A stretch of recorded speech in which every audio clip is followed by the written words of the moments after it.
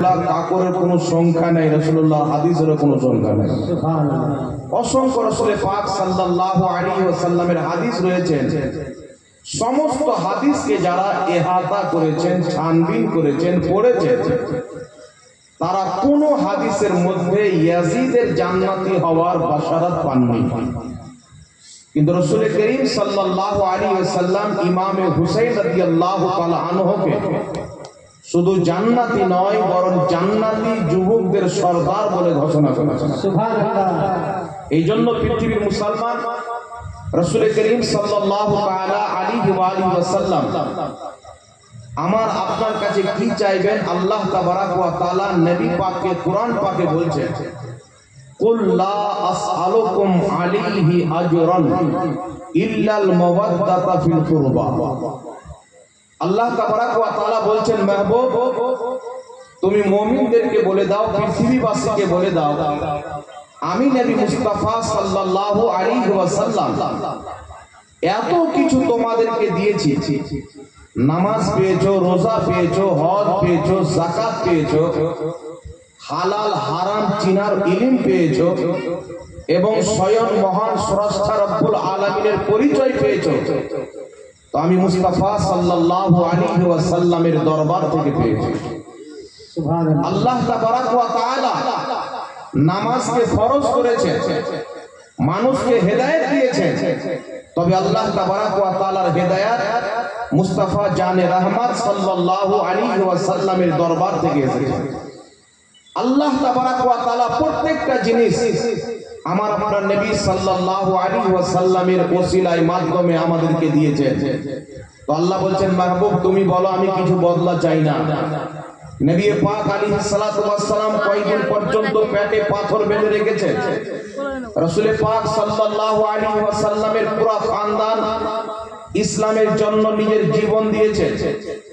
রাসূল পাক সাল্লাল্লাহু তাআলা আলাইহি ওয়াসাল্লামের ইসলামের জন্য যুদ্ধের ময়দানে তিনার দান্দানে মুবারক দাঁত মুবারককে শহীদ করা হয়েছে।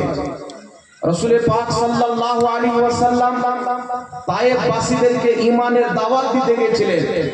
তার আমার আপনার নবী সাল্লাল্লাহু আলাইহি ওয়াসাল্লামকে পাগল বলে, মাজনু বলে পাথরের আঘাত করে রাসূল পাক সাল্লাল্লাহু আলাইহি ওয়াসাল্লামের পবিত্র নূরানি দেহকে রক্তে রক্তিত করেছে। নবী পাক সাল্লাল্লাহু আলাইহি ওয়াসাল্লাম মক্কার মাটিতে কাবার সাহানে আল্লাহ তাবারাক ওয়া তাআলার পবিত্র দরবারে সিজদারত অবস্থায় ছিলেন। অমনি সমাতে কাফির মুশরিকেরা আমার আপনার নবী সাল্লাল্লাহু আলাইহি ওয়াসাল্লামের পিঠের উপরে উটের উজড়ি ঘুঁটি চাপিয়ে রেখে নবী পাক সাল্লাল্লাহু আলাইহি ওয়াসাল্লামকে কষ্ট দিয়েছেন। আমার আপনার নবী সাল্লাল্লাহু আলাইহি ওয়াসাল্লাম শুধু আমাদের পর্যন্ত ঈমানকে পৌঁছে দেওয়ার জন্য, জাহান্নামের আগুন থেকে মানুষকে হেফাজত করার জন্য, কুফর এবং শিরকে অন্ধকার থেকে বের করে মানুষকে জান্নাতের আলো দিকে নিয়ে যাওয়ার জন্য আমার আপনার নবী মক্কা থেকে হিজরত করে কষ্ট করে মদিনা গিয়েছেন। রাসূল পাক সাল্লাল্লাহু আলাইহি ওয়াসাল্লাম বলছেন, এত কষ্ট করার পর আমি নবী মুস্তাফা তোমাদের কাছে এর বদলা কিছুই চাই না। কিন্তু আল্লাহ বলছেন, মাহবুব একটা জিনিস মানুষের কাছে তুমি চাও, একটা জিনিস সারা পৃথিবীর কাছে চাও, সেটা কি? ইল্লাল মাওয়াদ্দাতা ফিল কুরবা। আল্লাহ পাক বলছেন, মাহবুব তুমি বলো কিছুই চাই না, কিন্তু আমার আহলে বাইতে, আমার খানদানের মহব্বত চাই। জয় বল সুবহানাল্লাহ। সুবহানাল্লাহ।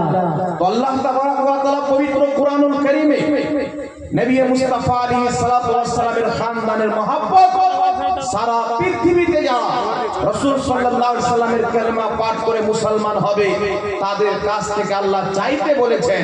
এটা কেন চাইতে বললেন?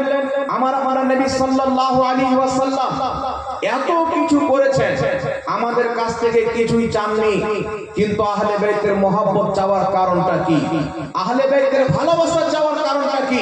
শুনেন পৃথিবীর মুসলমান, আমার আপনার নবী সাল্লাল্লাহু আলাইহি সাল্লাম আহলে বাইতের মহব্বত মুসলমানের কাছে এই জন্য চেয়েছেন যে কিয়ামতের সকাল পর্যন্ত নবী পাক সাল্লাল্লাহু আলাইহি সাল্লামের যারা খাঁটি আওলাদ হবে, যারা আল হবে, তারা আর কুরআন এমন ভাবে একত্রিত হবে যে কিয়ামতের সকাল পর্যন্ত দুটাকে কেউ আলাদা করতে পারবে না।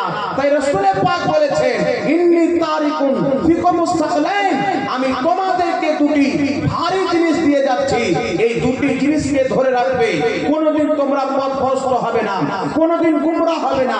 সেটি কি? আমার আপনার নবী বলেছিলেন ওই দুটি জিনিসের মধ্যে হচ্ছে একটি আল্লাহর কোরআন, দ্বিতীয়টি হচ্ছে আমার আহলে বাইত। জোরে বল সুবহানাল্লাহ। সুবহানাল্লাহ। কোরআন এবং আহলে বাইতকে রাসূল পাক সাল্লাল্লাহু আলাইহি ওয়াসাল্লাম দিয়েছেন। এখান থেকে কি বোঝা গেল? পৃথিবীর মুসলমান যেই দিকে কোরআন হবে সেই দিকে আহলে বাইত হবে, যেই দিকে কোরআন হবে সেই দিকে নবীর আওলাদ হবে। আমার আপনার নবী সাল্লাল্লাহু আলাইহি সাল্লামকে আল্লাহ তাবারাক ওয়া তাআলা বৈশিষ্ট্য দান করেছেন। রাসূল পাক আলাইহিস সালাতু ওয়াস সালাম বলছেন, সারা পৃথিবীর খানদান তার সন্তান দিয়ে চলবে, তার ছেলের মাধ্যমে চলবে, কিন্তু আমি নবী মুস্তাফা আমার খানদান কিয়ামতের সকাল পর্যন্ত চলবে। কিসের মাধ্যমে? রাসূল পাক বলছেন, সবার খানদান বেটার মাধ্যমে চলে, আমি মুস্তাফার খানদান আমার মেয়ে ফাতেমার মাধ্যমে চলবে। বল সুবহানাল্লাহ। সুবহানাল্লাহ। সুবহানাল্লাহ। তাকবীর।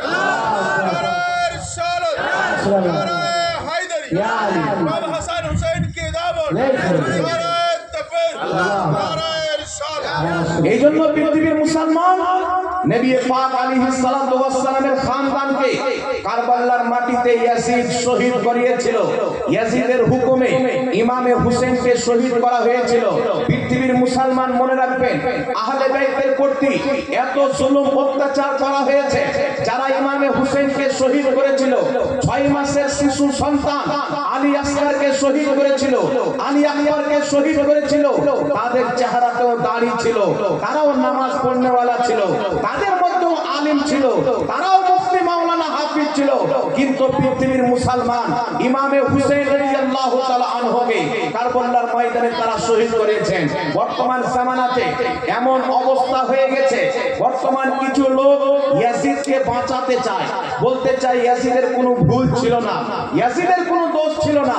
এই পৃথিবীর মুসলমান কিছু লোক তো এমন বলে দেয়, ইমামে হুসেন কারবালাতে গেল কেন, যে শহীদ হয়ে গেল, এতে ইয়াজিদের কোনো ভুল নাই। কিন্তু মনে রাখবেন পৃথিবীর মুসলমান, ইয়াজিদ যে পাপী, ইয়াজিদ যে ভুল পথে ছিল, এটা আমার আপনার নবী মুস্তাফা ইমাম হুসেনের শাহাদাতের পূর্বে নিজের জামানাতে বয়ান করে দিয়েছেন। তাই হযরতে আবু হুরায়রা রাদিয়াল্লাহু তাআলা আনহু ইয়াজিদের হুকুমত থেকে সর্বসময় পানাহ চাই।